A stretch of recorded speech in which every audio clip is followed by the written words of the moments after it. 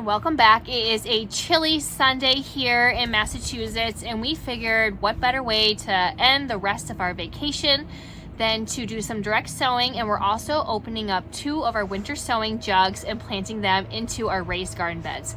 If you're new here, hi, my name is Kristy. I am located in Massachusetts Zone 6A with an average last frost date of May 15th. My little helper today is Madeline. She's going to help me so you can see how kids can help you also into the garden with direct sowing. It's super fun, especially some of our flower seeds, which are a little bit larger, and getting their hands dirty and having fun.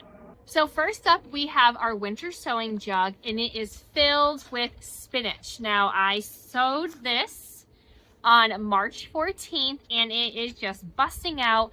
And you actually don't have to wait until your last frost date in order to open up your winter sowing jugs. As long as it has 2 or 3 true leaves, you can get them into the ground. So I have heard in the winter sowing group. So I was excited, and these are actually past the date of transplanting from my planter app. So I figured we are going to be putting them in this tomato bed. Now, spinach is a good companion plant with tomato. So this bed right here will have some form of a cherry tomato, spinach, and then we will have marigolds and our nasturtiums. Nasturtiums we also will be direct sowing today as well. So we have a busy day during that time. So let's go. So for our winter sowing jug, I overseeded as always, which I always tend to do.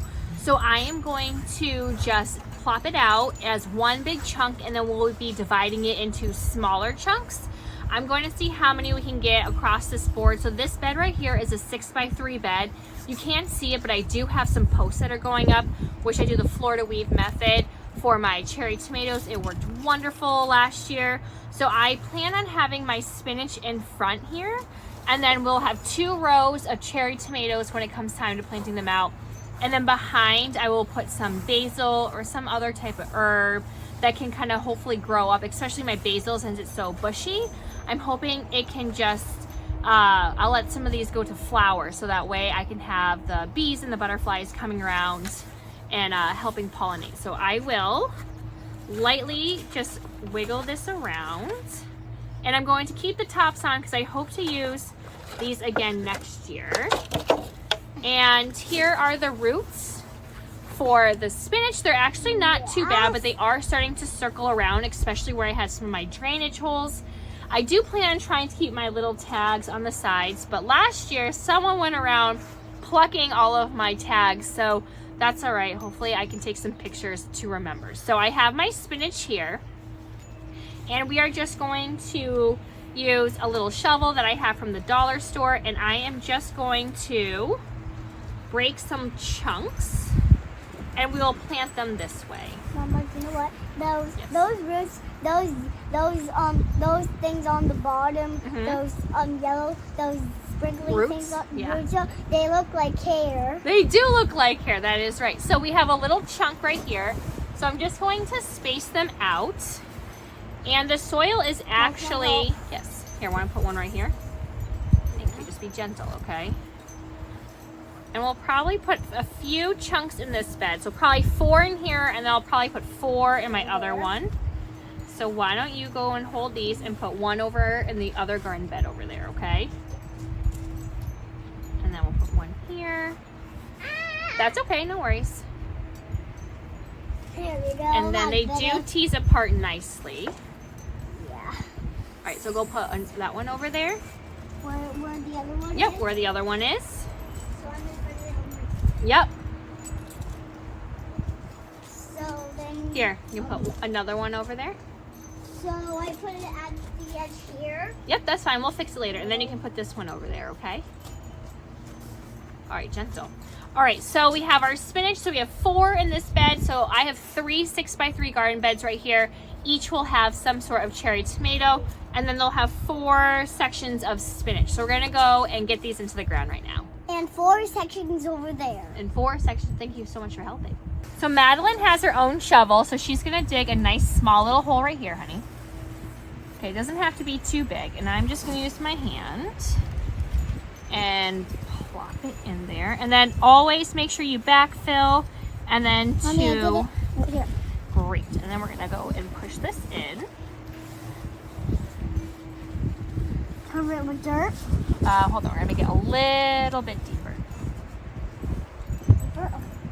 And we made our own garden bed soil. It's okay. It is made out of 50-50 mix that we got resourced from a local landscaping company, and then we added some peat moss and perlite, and it's just nice and light, and it's just a really good overall. I also put worm castings in. So I'm gonna move you over so you can see Madeline. And Madeline is making another hole for our spinach. And these I also opened up for the past 2 nights. It actually got super a little cool. deep, Mama. Thanks, good job. So wide. It got into the 30s. It's been kind of chilly. So they are hardened off. So we have one spinach there. I covered it. Oh my goodness, amazing. We're just gonna squish it in a little bit more, but you did a great job. I know. It's a little bit better There. than before. That's all right, we're learning, right? Yes. All right, so we have 4 spinach here, and we're gonna go and do the other bed. All right, so this is now our second bed. Yes. All right, keep the dirt in though, okay? So I'm now starting to make a little hole in. It has to be a little bit more deeper. All right, good job. All right, you do that hole. Have to do that hole. Now, we had a farm share for the past 3 years, 3 or 4 years actually, and this year we are not doing it, so we are going to try, beautiful, go ahead, and supplement whatever we had at the farm share here at our own house, especially things that we like to eat. Oh my gosh, that's beautiful. Can you make another hole over there? Sure, I could. Oh, great. And it's going to start warming up, so I'm expecting that in about 2 weeks we can plant most of our vegetables and our flowers out. I'm going to save the tomatoes and peppers though for a little bit more towards Memorial Day weekend. Last year I did plant them, I think a week after Mother's Day, and they did fine. So we're just gonna keep an eye on the 10-day forecast. All right, that's a little bit too big, sweetie. So let's just add a little bit more, and then go ahead, you can plop it in. All right, hold on. Just gotta make sure all the leaves are up, see? We don't want to squish the spinach. So here are our spinach. All right, so now I moved over to my cucumber bed. I grew sugar snap peas here last year and they did fantastic. I moved my sugar snap peas over to one of my cattle panels and they have sprouted and they are doing great. So I'll show you those momentarily. So, all right, I lost my helper. It is actually really super cold and windy. I had to bring our winter coats back out. So this is going to be my cucumber bed. So I am going to be doing companion planting in this bed. I will be doing 2 rows of cucumbers and I will have some netting up here for them to climb up. So I'm gonna have 2 rows of cucumbers, which I'll be starting indoors shortly. And then in the back here, I'm going to have my first succession of dill. It is by M.I. Gardner. And then up front here, I am going to be direct sowing some radishes. So we have our M.I. Gardner. It is the bouquet dill, and it says that you can direct sow as soon as the soil is workable. So it is definitely workable right now. I will give it a good soaking afterwards. And it says it can take 6 to 14 days to germinate, and you want the soil, the germination temperature to be around 60 to 70 degrees. So we're gonna give it a try. If not, I have plenty more packets of dill. I love dill. I put it on my salmon. Fresh dill is just amazing, and it lasts in the fridge for quite a while. So dill is definitely a must. I always loved when we had it at the farm share. And then I just have these early Scarlet Globe radishes. I had really good luck with them last year. I just picked them up at a big box store and they did great. So, and they're super fun for kids to harvest. So first I will get my dill in. I will just do a trench and then I will lightly cover, water them in. And the same thing with the radishes. I will do just 1 trench now, and then I probably will come back in a week and do a second trench later. So let's get to it. So I made 2 trenches, and with the dill, we are going to get them about, let's see. I made 2 trenches for the dill. The dill we are going to get in 1/4 of an inch deep. So I am just going to lightly sprinkle it. I did not start these indoors. I was planning on it and just never got to it. So here is the dill. And I'm just going to lightly sprinkle them in, and I'll get a little bit closer afterwards in my trench. it is getting a bit windy, so hopefully these will not blow away in the wind.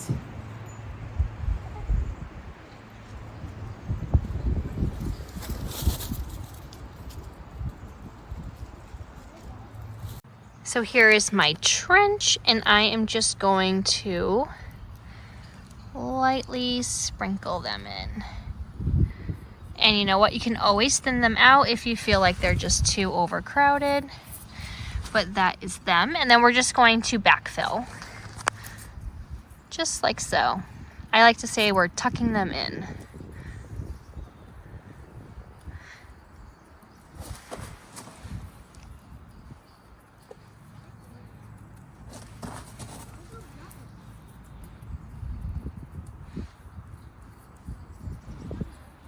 Alright, so we're good over there. Alright, up next we have our radish seeds, and these you do want to try and space them out so you don't have to thin them out too much, and you're going to give them about 1/2 inch of depth. So I'm going to place one and give it an inch or two before I plant another one, because what happens is if you plant them too close together, you will not get a nice big juicy radish. They will be, I don't know, I've had some small ones. I have ones that just didn't do well because I didn't plant them deep enough. So definitely try, give them about 1 inch spacing and 1/2 inch deep. So we're just gonna keep on going. Now, when planting radishes, if you do see that you might have put them a little bit too close together, you can definitely thin them out, and I definitely suggest that. I have had some that were just super wonky, and then I had some great ones, and it definitely was a spacing issue or how deep I planted them. I tried the tape ones that you could buy from Burpee, where it was just like a tape, almost like a paper towel, and it looked just like one big roll of tape, and then it had radish seedlings. But those actually just did not do too well for me. So we're just gonna go the old-fashioned way and just place them one at a time. And again, it's just another food that I really don't eat, but the kids love plucking them out, and family members do love eating them. So if you can't tell by now, there's a lot of food that we don't eat, but we grow, and we just like to give it away to our family. All right, now that they're all back in the bag, I'm just going to backfill and gently press down. I will give everything a good watering. I just have to get my nozzle head back on. It just makes it so much easier than filling up the watering can. One day I would love to have some drip irrigation, but for now we have so many projects that is going to be definitely down the road in the future. But make sure that everything has good contact. And that should be good. I'm just gonna press down again on the dill. I might be sowing it a little bit early, but today is actually our last cold day. And then everything should be warming up. We might have some degrees where it gets to like 45, 47 or so, but I think we should be good. All right, let's move on. Now it's time for carrots. It's super windy and I'm right by a wind chime, so I really hope you can hear me. But this is gonna be one of my tomato beds for my determinate tomatoes. So I am just going to make one trench right here of carrots, and then in a week I will go and do the other side and do a succession planting. And I have another bed right in front of me, which I will also be doing the same thing with carrots, trying to give them about a week's worth of spacing. We eat a lot of carrots. Almost every night I roast them up. So it's definitely a must-have. That is one thing I loved about the farm share, were the fresh carrots. Last year was a hit or miss with carrots, so I'm hoping this year we'll have a little bit better luck. Definitely was a spacing and thinning issue. However, I did buy some fresh carrot seeds, and I have absolutely no idea where I put them. I had a few bags of them. Can't find them. So what I'm doing is I'm using some old seeds. They are from 2023, so we'll see how they work. I might overseed and then thin them out, because I just don't know how germination is going to be. Again, we are going to just trench. I'm going to go about 2 inches off and just make a line with my hand. I have seen where people will put a board on top to help, You definitely want to keep these moist. So I will come out in the mornings and check on them, and definitely at night. And this is something I can just run the hose really quickly over. All right, so that looks about good. So these carrots are the short and sweet ones by Burpee. It says to plant them about 1/2 inch and to thin them out every 3 inches. So we're going to try our best at spacing them a little bit well today. So these are the carrots that we will be sowing. Again, these are an older pack. I just don't know what happened with the ones. I just bought several of them. So I must have hopefully moved them somewhere in a box, and I will find them afterwards. But we're going to do our best with, first off, opening this and then thinning them out afterwards because they're super, super small. I will be overseeding these. Again, they are tiny. And then this time I will make sure I know that it's important to thin them out. I have tried chaos gardening with carrots and I didn't really have much success with it. So I'm not going to try that again this year. But if you did the chaos gardening and just sprinkled carrots everywhere and had luck, let me know in the comments because maybe I just didn't do it well enough. All right, now we're just going to backfill again and giving them a good firm press so they have good contact with the soil. And I'm sorry about the wind chime. It is so windy and cold today. So we already seed started some nasturtiums inside. However, we're going to do some direct sowing today. Madeleine's excited because these are super fun for the kids to do. You're just going to make about 1/2 inch hole, plug 2 or 3 of these in, and then cover them up. And then in about 7 to 14 days, you'll have some germination. So Madeleine, can you make a small little hole here? I like to put these in the corners of my beds so they can cascade over. I made a tiny hole. You did? Fantastic. And then that way it'll help be a great trap crop, especially for my tomatoes. This is a tomato bed. I'm going to have determinate tomatoes in the bed, and then we are going to have indeterminate ones, probably my sun golds right here, going up and over the trellis. So we have our hole. Yeah. All right, now can you take 3 of them and pop them in the hole? So 2 and it's just this variety right here. So there's so many different ones, and I'm trying to get a bunch of different colors in the garden. All right, let's see, how'd you do? Did you plug it in? Perfect. So we're gonna make sure we water this in. Now we're gonna go and do that corner. So you can make a hole over there. Sure. I hope I did the good one. Yeah, make a nice hole. And I'm gonna give you 3. Don't make it too deep. Let's see. Yeah, that's good. All right, put all 3. Yep. Plug them in and then bury it. And then give it a good tap. All right, and that's it. That is as easy as it is for nasturtiums to go in. All right, so unfortunately can't find my nozzle head, so I'm just going to water everything in with my half-working watering can. The other ones, I don't like that it doesn't have this nice little shower nozzle because it just makes a big puddle mess. So we have our radishes. We'll get our dill in. It's not supposed to rain again until Saturday. So it's going to be super important for me to come out here and do this. And I can't wait. Tomorrow's supposed to be almost 80 degrees. So we're going from 55 and freezing to 80 degrees just about. Here we have our sugar snap peas. They are popping through nicely, and I joined the soil here from the Pro Mix with my homemade garden soil. And over here we have the sugar snap peas. I actually, if I can try and not get pricked, screwed this in with another cedar post. So I plan on sometime today, hopefully, or next weekend, I screwed in these 4 cedar posts right here, and I want to somehow support my raspberries because these right here are just not cutting it, and they are growing everywhere. So I need to tame them and just help them out and add a little bit more support.